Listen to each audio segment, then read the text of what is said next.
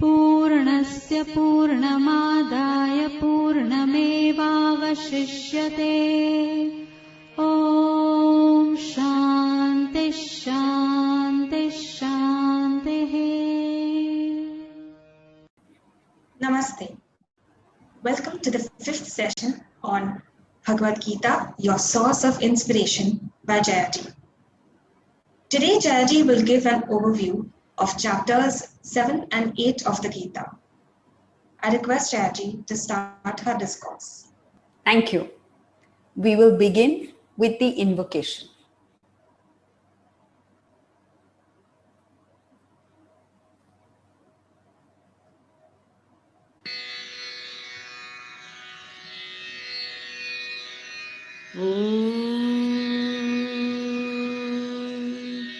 सहनाववतु सहनौ भुनक्तु सह वीर्यङ्करवावहै तेजस्विनावधीतमस्तु मा विद्विषावहै। ॐ शान्ति शान्ति शान्तिः।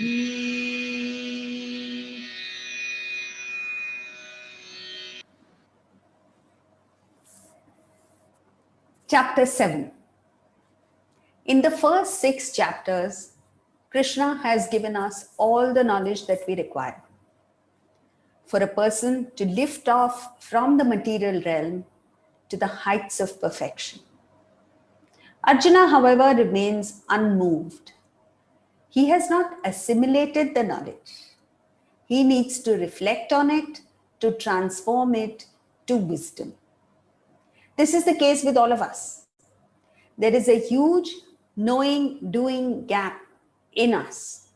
Like Arjuna, we speak words of wisdom, but we are unable to use the knowledge to overcome the challenges of life and emerge victorious.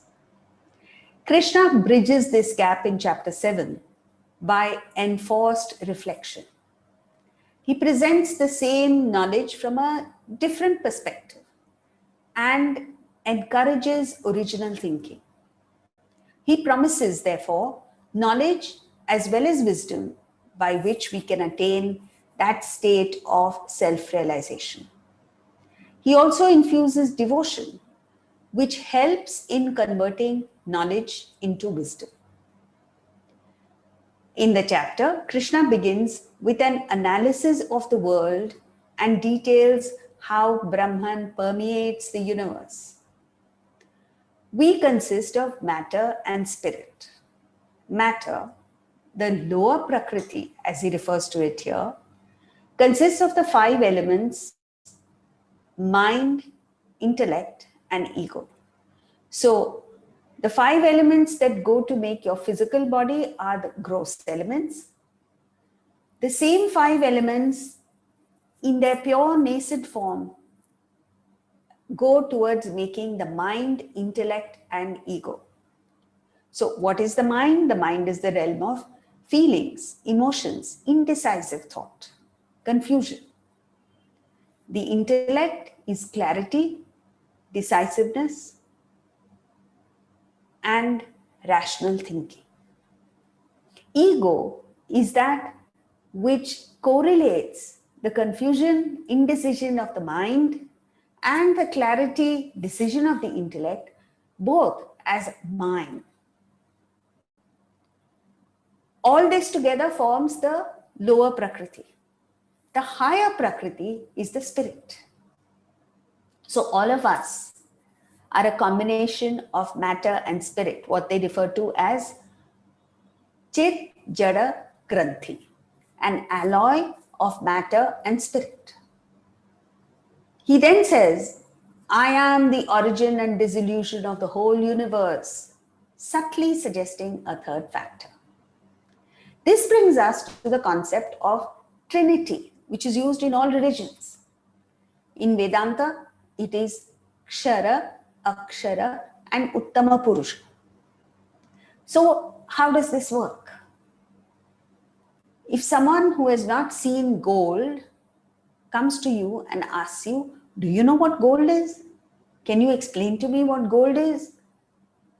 So maybe you're wearing a gold bangle, so you take out the gold bangle and show it to him and say, see this? This is gold. He nods his head, but his understanding of gold is in a particular form, particular shape, particular weight, particular design. Bangle. But bangle is perishable. Kshara. So you quickly correct this misunderstanding and say, no, no, no, this is not it. It is the imperishable substance with which the bangle is made. So you melt the bangle, and whatever weight of gold you get from it, that you show to him and say, this is gold. This is the material with which the bangle was made. So he nods his head furiously and says, yes, now I understand. So the gold that comes out of the bangle is akshara, imperishable. Even science says matter can neither be created nor destroyed. It can only change from one form to another. And then maybe he goes to South Africa where there is tons and tons of gold. And when someone refers to gold, his mind flashes back to Mumbai where you have shown him this little bangle made of gold. So what is the problem with him is the bangle is the reference point for his understanding of gold, which is wrong. There is gold beyond the bangle, tons and tons of gold beyond the bangle. So you have to bring in a third aspect and say, no friend, there is gold beyond the bangle. Similarly, now come to us. We want to know where God is. So we go to the Guru and say, where is God? So the Guru looks at the whole world and says, Prajnanam Brahma. All this is Brahman, God. So what do you understand? The world consists of perishable things. It is passing, ephemeral. It comes and goes. So you think God is like that. So quickly he corrects that and says, no, no, no, no, this is not the perishable world. Kshara is not Brahman. It is the imperishable substratum on which the perishable world functions. That is Brahman. Again, you nod your head, but you haven't understood Brahman because Brahman is not a finite entity. The moment you say, I understand it, you have not understood it. So he brings in a third aspect, Uttama Purusha, the vast expanse of unmanifest Brahman beyond the known universe, manifested universe, and the unmanifest substratum of the universe. So that is the thing. The world, the universe should not be the reference point against which you measure or against which you understand Brahman. Because Brahman exists beyond the universe in its pristine, pure, unmanifest form. So the Trinity is Kshara, Akshara, Uttama Purusha. In Christianity, they say the Father, Son, and Holy Ghost. So Krishna then gives the manifestations of Brahman. How does Brahman manifest in the world? So he gives the core of every experience. He says, it is the essence, the core of everything. Brahman lends a charm to everything. Whether it is the taste in water, the divine fragrance in earth, the brilliance in fire, or life in all beings, or the splendor in the splendid. It is Brahman that lends a charm. Like Omar Khayyam said, a book of verse, a glass of wine, and thou beside me sitting in the wilderness, and wilderness becomes paradise. So a glass of wine is physical experiences. a book of verse, intellectual, and thou beside me, emotional. All of these is wilderness, minus the thought of Brahman.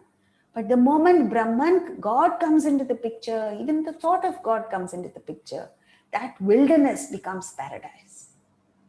So we need to learn to integrate the thought of Brahman in all our experiences. Then life becomes majestic, endearing, exciting, exhilarating, and joyous. So, in verse 12 now, Krishna says that the three gunas or thought textures arise from him. And these thought textures are, verse 12, ये चैव सात्विका भावाः राजसास्तामसाश्च ये मत्त एवेति तान् विद्धि न त्वहं तेषु ते मयि. know that the states of sattva, purity, rajas, passion, activity, and tamas, indolence and inertia, emanate from me. I am not in them, but they are in me. So, all human beings across the world at all periods of time are a combination of these three gunas or traits. We all have sattva, purity in us. We all have passion, which is desire in activity. And there are moments when you are lazy and indisposed to activity, tamas. It is the combination of these three that makes the difference. So, in the Ramayana, these qualities have been embodied as characters. Like Vibhishan is portrayed as a sattvic person, Ravana, Rajasic, and Kumbhakarna, Tamasic. He slept through the entire battle. So, purity, passion, and inertia. These are the three qualities. These three qualities surface in your mind at different times of the day. Whatever sattvic content you have comes up to the forefront between 4 and 6 a.m. Please note that, because most of us are fast asleep until way past 6 a.m. In the United States, they have found that the most successful people in the US, in the world in fact, are those who wake up early, on an average between 5 and 5:30 a.m. The moment the sun rises, rajas, activity comes in. Even birds and creatures come alive with the sunrise. So during the day, you are busy acting. And the moment the sun sets, all indulgent activities start. So tamas comes post sundown. That's why alcohol is referred to as sundowner. Most people wait for sundown to start indulging in whatever way. Parties start after sundown. And nowadays the trend is to wake up late, which means stifle your sattva. Activity somehow happens. And post sundown, late nights is the rage. So what in effect you're doing is, you're encouraging your tamasic quality, the worst in you, you are nurturing and nourishing. Mediocrity, you're somehow keeping alive. And the best in you, you are by your own volition killing. So this is what the problem is. If you want to succeed in life, you have to operate out of your sattva. So you have to find a way to get that sattva manifested in your mind, to promote it, to expand the sattva, to grow it. Even if you just want to be successful. Then Krishna goes on to describe worldly people using three terms: dushkritinaha, evildoers; moodhaha, foolish people; naradhamaha, the lowest variety of people. And all this stems from ignorance. When you are ignorant of your divine stature, you're ignorant of your potential, you're ignorant of what wonderful good can come out of you, then you take to indulgence like Ravana. What an extraordinary king he was. He was a good administrator, he was a good person. And suddenly he slipped into temptation. And this leads to delusion. Thereafter, he didn't care what the repercussions were. He just went ahead chasing after his desire. And then the intellect gets destroyed and you perform the lowest quality of action. So there are many modern day Ravanas that are operating, like giving saline injections instead of the COVID vaccine. What a horrible disservice you're doing, not only to the other person, but to yourself. Scamsters, people who dupe banks and run away, low values, deceit, lust, hypocrisy, arrogance, jealousy, anger, greed, and infatuation are all operating now, are all on the rise now because of too much of desire. And you're giving in to the desire.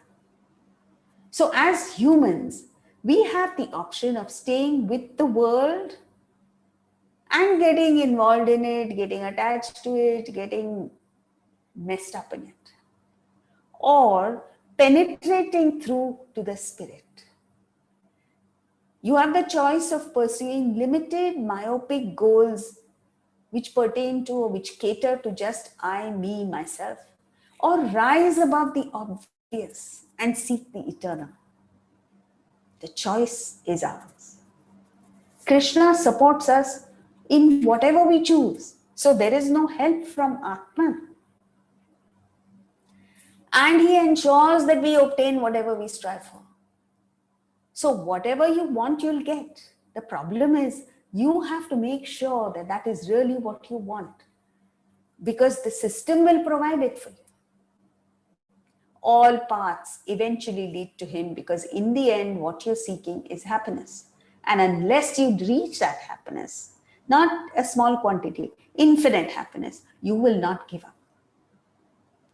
The only difference is some look for happiness in the world, some through different religious practices.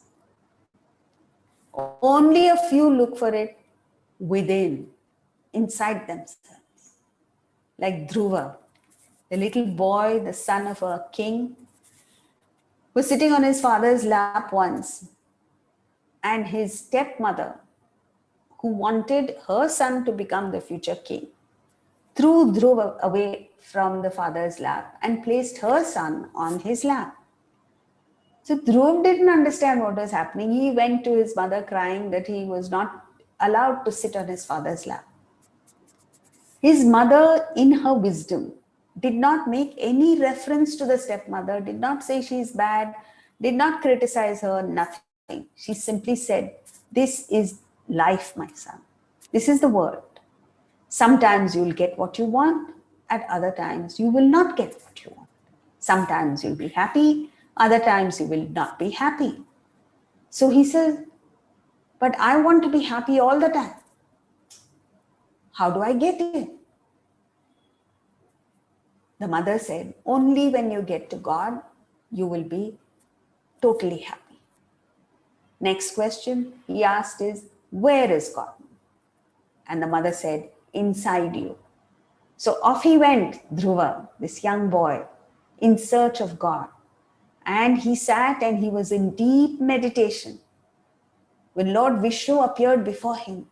And he was so pleased with his sadhana, that little boy, that he said, "Dhruva, here I am. You want me? I'm God. Open your eyes." Dhruva was resolute. He refused to open his eyes and said, "My mother told me that you were inside." If you are God, come inside. I'll meet you there. This was the last test that he was put to. So this is it. You must have the conviction that what you are seeking lies inside you. Krishna respects all paths. And in this lies the open-mindedness and the Catholicity of the Indian tradition, where not only do we respect all faiths, but we accept even agnostics and atheists in our fold. So the onus is on us to figure out the quickest and most effective path to the goal of total fulfillment. The ignorant, unaware of the higher, seek and obtain finite ends. What a pity. Because for the same effort, you might have got the infinite. A handful of people visualize that which transcends the world, the material plane, the subtle realm, and worship God. These people belong to 4 categories as explained in verse 16.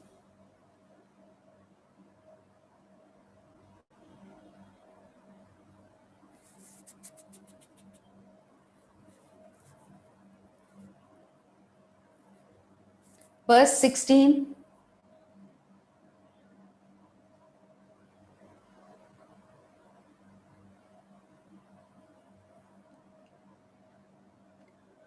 O Arjuna, 4 kinds of virtuous people seek me, worship me.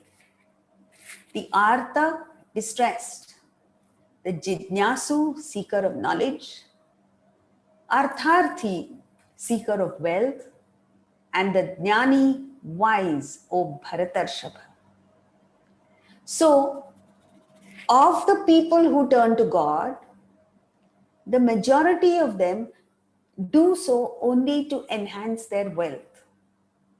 So, they make God their business partner. They go to Tirupati Balaji or Sai Baba or whichever place of worship and say, they strike a deal with God, as it were. They say, I will put X amount in the hundi, provided you give me 10x back. So here is a person who, like Prahlada said, is a vanik, a trader, and he's trading with God. Then comes the Artha. Quite a few people think of God only when things go wrong in their lives. They meet with loss, their businesses go down, something goes wrong with the family, they are in distress, and they think of God. And the moment the problem is set right, the agitation goes away, they go back to their materialistic living. Third, is the Jidnyasu, seeker of knowledge. A person who has questions. Is there life after death? How does the law of karma function? So on and so forth. And he wants answers to that. He wants to cover the Bhagavad Gita, the Upanishads, and so many texts. But it's only intellectual curiosity. And once he gets the answers, he gives up the spiritual path. The fourth, the Jnani, is the true seeker. He is not interested in anything in the world. He doesn't want wealth, he doesn't want emotional solace. He's not looking just for intellectual answers to his questions. He genuinely, from the bottom of his heart, is performing self-oblivious worship. He wants to get to the state of realization, and only that. So Krishna addresses Arjuna here as Bharatarshava, the bull among the Bharatas. The cow and the bull have a special status in India, are worshipped in India, because they seem to embody a very important principle that we need to follow, and that is maximum work, minimum profit. This is the exact opposite of what we follow. In the world nowadays, everyone wants to maximize their profits, and do the least possible work. The cow and the bull are the other way around. What does the cow take? Just water and hay, dry grass. And what does it give in return? Wholesome milk, so valuable. So it seems to embody this principle. And all of us must live on this principle of wanting to do maximum service, wanting to give to the best of our ability as much as we can, and take minimum. In fact, don't look at taking at all. So some, as we saw earlier, turn to God only to enhance their wealth. They believe that supplication to God will bestow riches on them. They don't understand that the law of karma functions. How can you circumvent the law? If you don't deserve it, you will not get it, however many temples you go to and however much you pray. If you have put in the hard work and you deserve it, whether or not you go to a temple, church, or mosque, you will get it. So this is the artharthi. The distressed who meet with tragic circumstances and are agitated turn to God for that solace which they may get. Others are curious. But the jnanis, the wise, they are the ones who excel because they see the futility of worldly pursuits and uncompromisingly pursue the transcendental. They are not carried away by the glitter of transitory joys. They seek permanent happiness, and they are the ones who reach enlightenment. A jnani is not infatuated with worldly enchantments. He has two qualities which we would do well to cultivate. And these two qualities are nitya yuktaha. It is an intellectual discipline where the intellect constantly, nitya, is united to the thought of the goal. Never does he let go. Whatever he does, whether he breathes or not, how much he sleeps, what he eats, everything is geared towards achievement of that goal as quickly as possible. And the second quality is eka bhakti. This is the emotional discipline. You must love what you're doing. You must feel for it intensely. It's like if you are a cricketer, you must love the very thought of cricket. If you're a tennis player, the thought of tennis invigorates you. If you're a musician, music is your God. So the combination of the intellectual discipline, nitya yukta, and the feeling, the deep, intense feeling for it, eka bhakti, like Hanuman. Hanuman is an outstanding example of bhakti because Hanuman represents the mind, monkey, which is asthira and chanchala. Asthira, constantly flitting from place to place. And chanchala, even at one place, it's oscillating. The moment Hanuman met with Sri Ram, he lost the qualities of the mind of the monkey and became completely and totally focused. So his life thereafter changed completely. And today we worship Lord Ram, of course, but we worship Hanuman. It is Hanuman Chalisa that is repeated. Why? Because he exemplifies this Eka Bhakti. So after the battle with Ravana, when Ravana was defeated, they had a celebration and they honored Hanuman for his stellar role in the entire battle. So they gave him a necklace of precious gems. He took it out, he put it to his ear. It did not say Hanuman, it did not say Ram, and he threw it. So this is the Eka Bhakti. So among the jnanis who have these qualities, That person excels who single-pointedly seeks union with God. A jnani is disinterested in material objects, indifferent to emotional thrills, and cool towards intellectual delights. Just as an adult is towards the toys of childhood, passions of a teenager, or the ambitions of youth. The greatest of worldly achievements are in the end finite, antavat. And he emphasizes this in verse 23.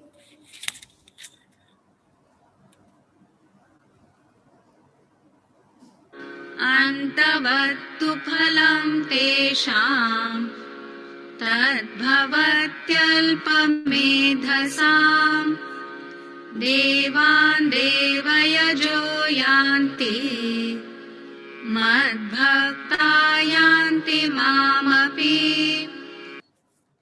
The fruit accruing to those of little intelligence, alpamedhasam, is finite. The worshippers of the gods go to the gods. My worshippers come to me. So, little small-minded people, people of little intelligence, alpamedhasam, they fall for material, emotional, or intellectual delights, which have a beginning and an end, which are finite. Because as we saw earlier, for the same effort, you can easily obtain the infinite. So why would you settle for less? The worshippers of the gods go to the gods. God in plural means worldly goals. My worshippers come to me. So now the point is that you can't force the mind. The mind is going in a certain direction towards the world. You can't force it. You have to carefully lure it to higher interests, which takes time. And therefore, it's easier when you start in childhood. You give the child what it wants. See, from childhood onwards, your mind gravitates towards instant pleasure. Have you ever wondered, even a child or any person for that matter, you play classical music, he's not very attracted to it. You play pop music, Bollywood numbers, and he comes alive. Even a child. That is the very nature of worldly temptations. So the difficulty in life is that anything that is really good for you is distasteful in the beginning. So you have to train yourself that for a few seconds of pleasure, you can't give up a lifetime of happiness. So continue with your instant pleasures, but gain a little exposure of the higher. And repeat it. And the moment you feel a slight inclination towards it, grab the opportunity. Krishna goes on to say that deluded by the pairs of opposites, because we are lured by the world and deluded by the pairs of opposites, born of desire and aversion. All beings are deluded at birth. But those of virtuous deeds whose sins have come to an end, they are freed from these twin delusions. How do they get free from these twin delusions? With the intervention of the intellect. Then when wisdom dawns on you, you don't need anybody's help. When you go through, you worship Atman with determination. So, what must we do? Must we shun worldly enjoyments? No. And to demonstrate that, there is a beautiful parable that Swami Ramatirtha first explained.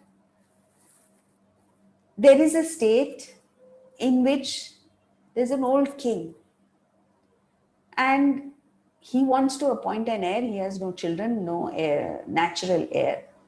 So he comes up with a what he thinks is an excellent idea. He tells the citizens that I'm going to start an amusement park for a month. During that month, you're all free to enter and stay as long as you want. But while the amusement park is open, I am going to be on the premises. And the first person who recognizes me will become the future king. So everyone is excited because they all know what the king looks like and they rush into the amusement park. But what they haven't bargained for is that the shows, the rides, everything in the amusement park is so alluring, so tempting, so enchanting, so gripping that very soon they forget the purpose for which they've entered the amusement park. And it's time to leave, 8 p.m., out they go. This went on for 29 days. And on the last day, the king is so dejected, thinking, I gave these people a simple thing to do and they haven't been able to do it. But on the last day, one young man entered the amusement park. And there was a difference. The difference is that he enjoyed every ride, every show, every restaurant, every movie, everything that the amusement park had to offer to the hilt, fully, 100%. But he never forgot that he had entered it only to find the king. So, in and through his enjoyment, he was looking for the king. And when evening approached, the sun set, the park was about to shut. He sat there and was about to conclude that the king is a scamster and he has played a horrible trick on the citizens. Just then, he heard temple bells. He looked in the direction of the sound and he realized that was the one place where he had not looked for the king. That was the only permanent structure in the entire area. So he went there and there was a pujari doing arti. He didn't get carried away by the puja, the arti, but out of respect, he waited for the arti to get over. Immediately, he tapped the pujari, the priest, on the shoulder and said, turn around, my friend. And there was the king. So similarly, friends, the world is a huge amusement park. It's so tempting. It's so exhilarating. It's so nice to go to the malls of the world and enjoy yourself. And to the amusement parks, to Disney, here, there, and everywhere. But because the world is so alluring, we have forgotten the purpose for which we have entered the world, the purpose for which we are born in the world, and that is to find the king and become king, to find God and become God.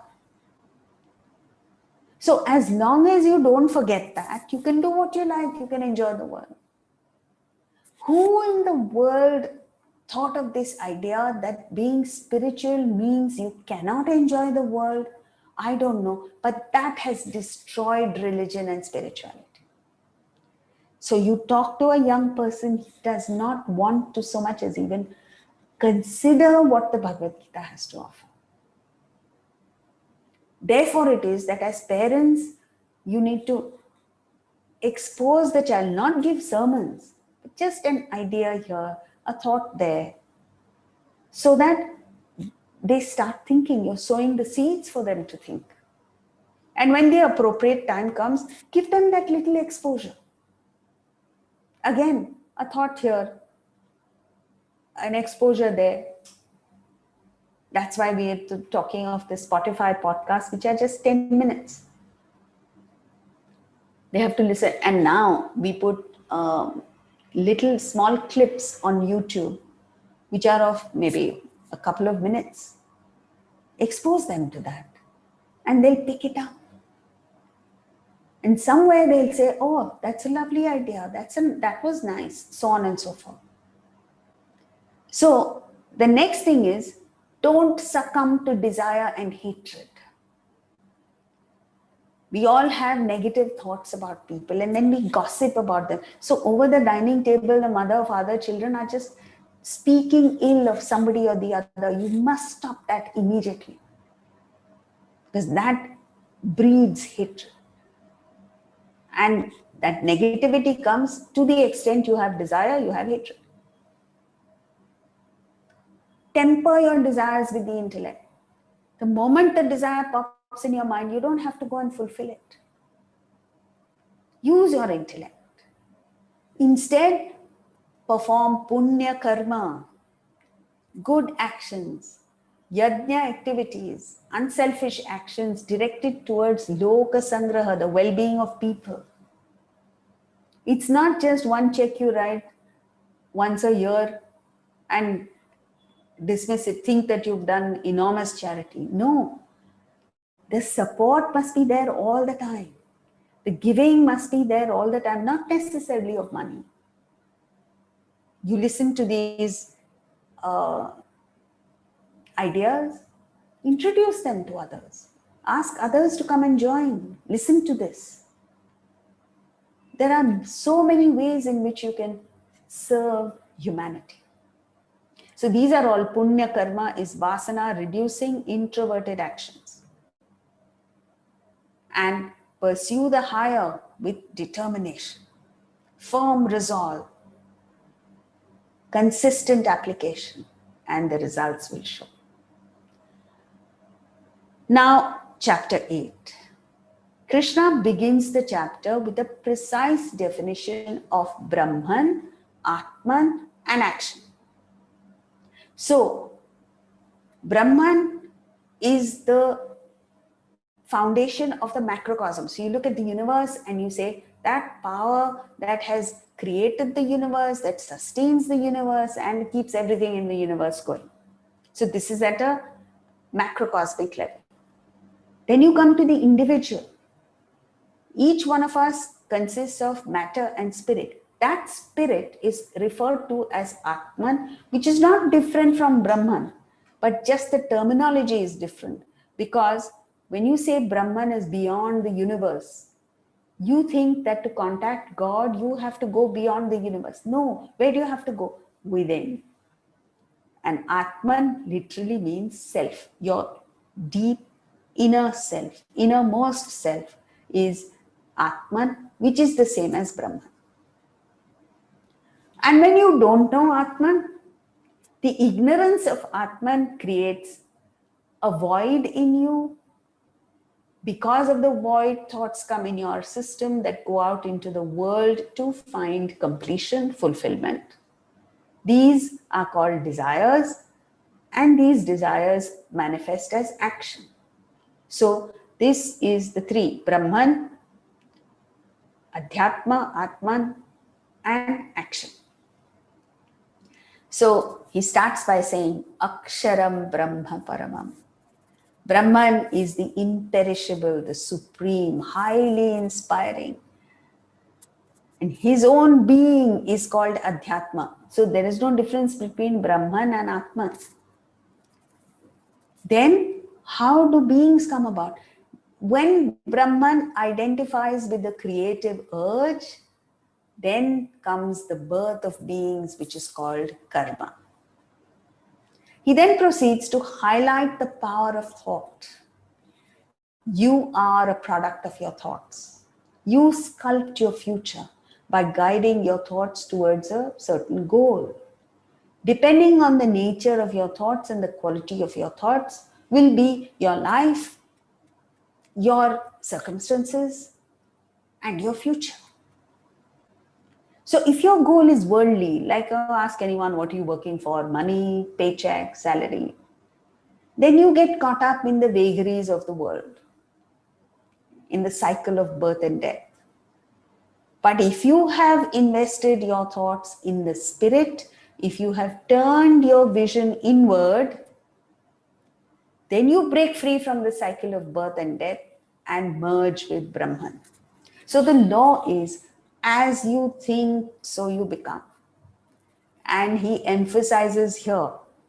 First he says, if you think of Atman, you will become Atman. Simple formula. So the entire spiritual practice boils down to thinking. And yet, what are we doing in the name of religion? We perform rituals, we do puja, we visit temple, church or mosque, we go on a pilgrimage. We are focusing on doing. But where are our thoughts? Still in the world. While listening to this, your thoughts may go to, I don't know what the stock exchange is like, whether the index went up or down. Your thoughts go towards the COVID cases. I don't know whether when Maharashtra will ease up. So all worldly things you're thinking of. I don't know what my daughter-in-law or mother-in-law is up to. That doesn't help. Because if it's what you think that matters, what's going on in your mind that matters, it's not what you do. You can do anything. That is of no consequence. So Krishna therefore advises us in verse 7.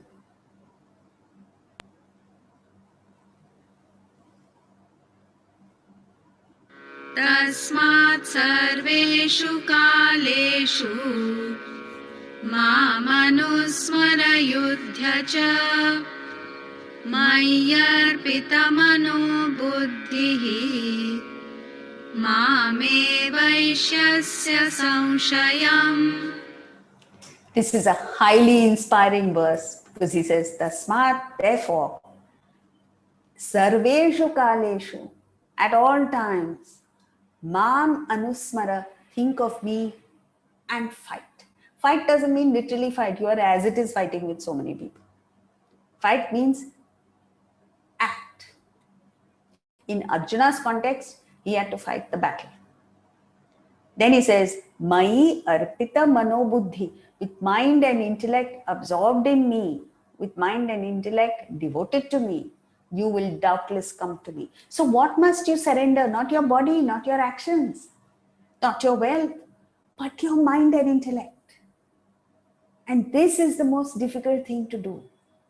So it's a verse that you must immediately try and put into practice. Just say, I am Atman, and do what you have to do. So there was a time when an absolutely corrupt bureaucrat decided to listen to lectures on the Bhagavad Gita. So he went to a place and listened to the Swamiji. And after that, he went to the Swamiji and full of guilt and said, Swamiji, I don't know how I can apply the principles of the Gita because I'm taking bribes left, right, and center. Every day I'm taking money under the table. So Swamiji was unperturbed. He said, doesn't matter, beta. Just remember that you are Atman and take it. Continue taking it. So the bureaucrat was most happy. He says, my money, my nefarious activities will continue. All I have to do is think of Atman. He tried that for a few days and went rushing back to the Swamiji and said, Swamiji, you've told me such a difficult thing to do. So he says, why? And the bureaucrat said, when I think that I am God and I'm doing these horrible, cheap things, I can no longer take a bribe now. So you see, this is it. The thought of the self is purifying. When you're fighting with your family members, how can you continue to do that when you think I am Atman? That is the problem. So actions change automatically. You just focus on thought. Learn this verse by heart. Some of these verses, if you learn by heart and understand the meaning, it is fantastic. Tasmat sarveshu kaleshu mam anusmara yudhyacha mai arpita manobuddhi mame vaishyasya samshayam. Then without doubt you will come to me. So the spiritual search begins by redirecting your thoughts from the material world, material aspirations, material engagements and attachments to the higher. It's like in the rhyme of the Ancient Mariner, Samuel Coleridge describes a an old man who's gone out to sea, a captain of a ship. And he goes through many experiences and gains wisdom from that and comes back to shore. Meaning, it's indicative of a person who goes out into the world, reaches enlightenment and comes back. So he's eager to share his knowledge with people, wisdom. And he sees three friends going to a wedding. So he catches one of three and starts his narrative. There was a ship, quoth he. That wedding guest says, "Who are you? With your skinny hand, why are you holding me? Let go. Can't you see? The wedding is set, the guests are met, and I am next of kin. I have a program." So he lets go of his hand, the old man, the ancient mariner. And he holds him with his glittering eye. The wedding guest stood still and listens like a 3 years child. The mariner hath his will. So he lets go of his hand, but holds him with his glittering eye, this tejas that comes from enlightenment. And that man has no choice but to listen. And in the end, he doesn't go to the wedding. He goes in the opposite direction with this ancient mariner. So this is the right about turn that we need to make. Again, it is not physical. In the poem, it is dramatized as physical. It's mental. Your mind is not rushing out to the world for fulfillment of desires. Your mind is turned inward. It's contemplative. It thinks. It reflects. Then, how do you start the journey? First, make an effort to master the senses, to control the senses. Because if your senses are going haywire, you're indulging too much in the world, partying every day, drinking, eating, this, that, and the other, it's not conducive for the spiritual journey. In fact, it's not conducive even for success.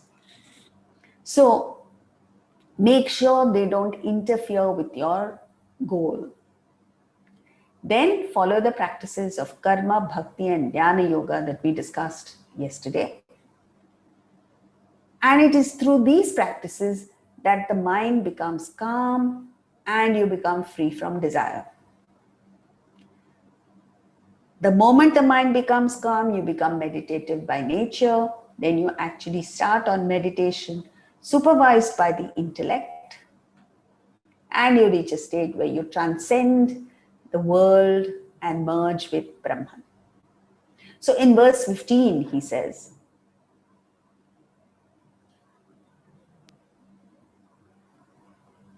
मामुपेत्य पुनर्जन्म दुःखालयमशाश्वतम् नाप्नुवन्ति महात्मानः संसिद्धिं परमां गताः. having attained me, the Mahatmas are not born again to the abode of pain, which is transient. They have gone to the highest perfection. So the Mahatmas, having attained realization, are not subject to rebirth, which is transitory, ashashvatam, and painful, the abode of pain, dukkhalaya. You must understand that every aspect of life is punctuated by pain. Birth is painful, every child is born crying. Growth is painful, you see, every stage of growth is painful. Then youth, marriage, you know what it's like. It's like when a young man went to Socrates and said, "Master, I'm not sure whether I should marry or not." He said, "By all means, marry, young man. If you get a good wife, you'll be a happy person. If you get a bad wife, you'll become a philosopher." So this is what it is. You must understand it. Nachiketas was one young person who turned his back on even heavenly enjoyments, heavenly wealth, heavenly pleasures, because he was firm in the conviction that they pass. Even heavenly pleasures are transitory. That perception which Buddha had. All he had to do, till the age of 29 or something, he was protected from any negative experience.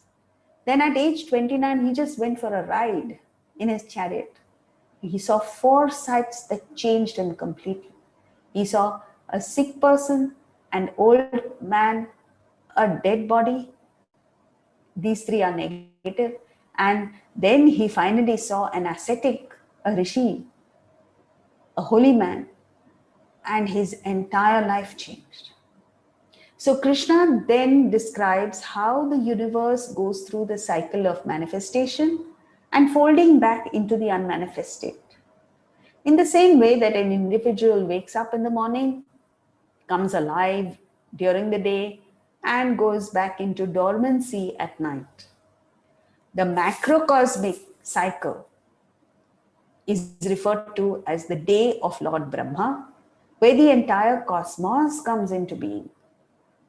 And when all beings go back into the unmanifest form, it is called Brahma's night. Brahma's day and night last for 4.32 million years, and the night is of the same duration. And Brahma's lifespan is 100 years, so it's an astronomical figure. Brahma is the god of creation, not to be confused with Brahman, God. Brahman is beyond this macrocosmic cycle. So, finally, Krishna offers 3 options to humanity: the paths of return, non-return, and direct liberation. If you perform desire-driven selfish action, you will go to hell. Means mind will be agitated. All selfish people are tormented. That's a law. If you perform desire-driven positive actions, means you do good punya, but it is driven by desire, then the result of that transports you to heaven, where you enjoy the fruits of your goodness. But once this punya is exhausted, you return here to earth because you still have desires. Now, next stage is, if you aspire for realization, but in the process, you stray into desire-driven positive actions. While performing the spiritual practices, what happens is you get liberated in stages, phases. You go to heaven, where you exhaust the punya that you have accumulated. And once that is over, you don't come back because you no longer have desires. You proceed to the state of realization. This is like, if you want to go to New York for a very important meeting, and the airline or the travel agent offers you 2 options. One is you take a non-stop flight, Mumbai, New York. Second is you go to Dubai and you stay there for 4 days, all expenses paid for by the airline, including the visa. And after 4 days, you fly to New York. Now, if you are going on a holiday where you have no particular aim or goal, then you will grab the 4 days in Dubai. But you have a very important meeting in New York, which makes a world of difference to you. Why will you waste 4 days in Dubai doing nothing? You will say, I don't want this, even though the 4 days are free. I'll take the non-stop direct flight. This is a wise person who takes the direct, it's called Kaivalya Mukti, direct path to self-realization. So this is subtly suggested in verse 27, where he says, knowing these 2 paths, O Partha, no yogi is deluded. Therefore, Arjuna, be steadfast in yoga at all times. So most people are ignorant and are restricted to this eternal cycle of birth and death. They have no knowledge of the higher, they're full of desires, and they get more and more entangled in the world. But you are different. You belong to that rare category of people who have this larger vision, who have this conviction that there's got to be something beyond just eating, drinking, enjoying, getting old and dying.